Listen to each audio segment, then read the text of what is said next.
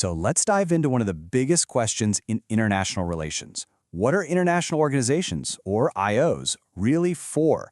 Are they these amazing engines for global progress and cooperation, or are they just a new stage for the same old power struggles between countries? We're going to unpack all of this using two of the heavy-hitter theories in the field, realism and liberalism.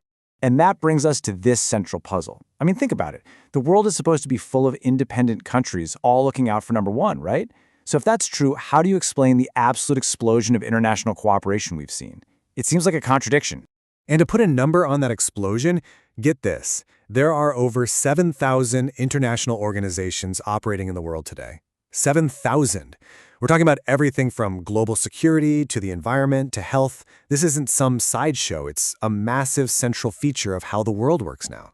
And this chart just drives the point home. Look at that growth. We go from just 37 of NIOs back in 1909 to over 7,000 today. That's not just growth, that's exponential. It's a seismic shift in global politics, and it's something we really need to explain.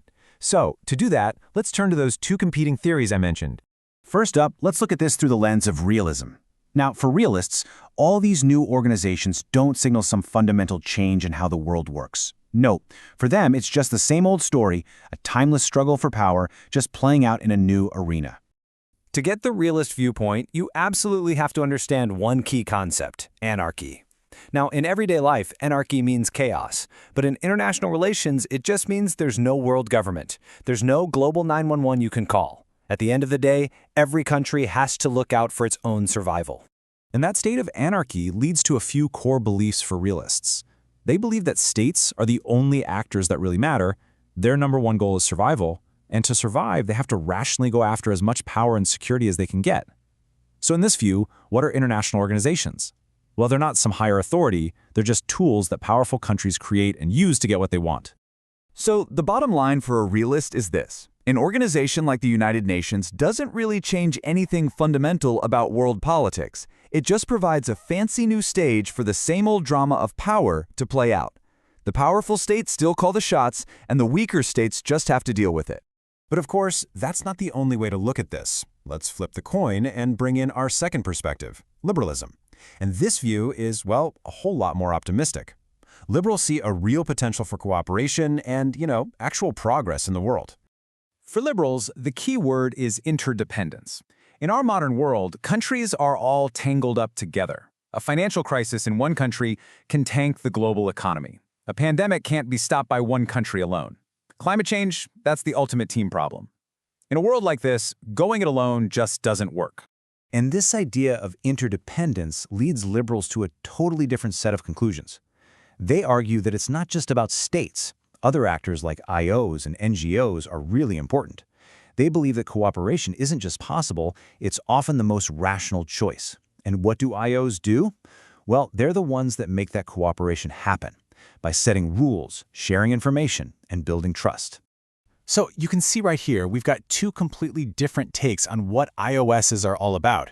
For realists, they're just tools of the powerful. For liberals, they're places for genuine cooperation. One side says they just reflect the current power structure. The other says they can actually change it for the better. Okay, so we've got the theory down, realism versus liberalism. Now let's see how this actually works in the real world. And what better case study is there than the big one, the United Nations? The UN is the perfect place to test out both of these ideas. If you read the UN Charter, its founding document, it sounds like pure liberalism. It's all about cooperation, collective security, solving problems peacefully. This is the official mission, the promise of what the UN is supposed to be. But then you look at how the UN is actually built, and the realists start nodding their heads. I mean, look at the Security Council, the most powerful part of the UN. Only 5 countries have permanent veto power. That means one of those countries can block something the entire rest of the world wants. A realist would point to that and say, see, textbook power politics. And you can see this tension everywhere. Let's break it down. The Security Council, is it just a playground for the big powers, or is it a flawed but necessary tool for global security? What about peacekeeping? Do peacekeepers only go where the big powers let them, or is it a real example of the world coming together to stop conflict? And organizations like the World Health Organization or UNICEF, are they just tools for powerful countries to spread their influence, or are they proof that we can cooperate to solve huge global problems? The answer really depends on which lens you're looking through. So, what does all this mean in practice? Why does this academic debate actually matter for how countries act today? Well, this tension between realism and liberalism has huge consequences for the strategic choices countries make on the world stage. If you're a country today, you've basically got a few ways to play the game. You could go with the realist play. Use these organizations as a platform to push your own agenda and grab as much power as you can. Or you could try the liberal play, really invest in these institutions to solve those big shared problems like climate change. But let's be honest, most countries do the third option, the pragmatic play. They try to balance both, using IOs for power when they can, but also cooperating when they have to. And that brings us to the big final question, the one that's really going to define the coming decades. As our global challenges get more and more intense, from pandemics to AI governance, which way are we going to lean? Are countries going to double down on power politics, a realist world, or will they embrace cooperation as the only way to survive, a more liberal world? The answer to that question is going to shape the 21st century for all of us.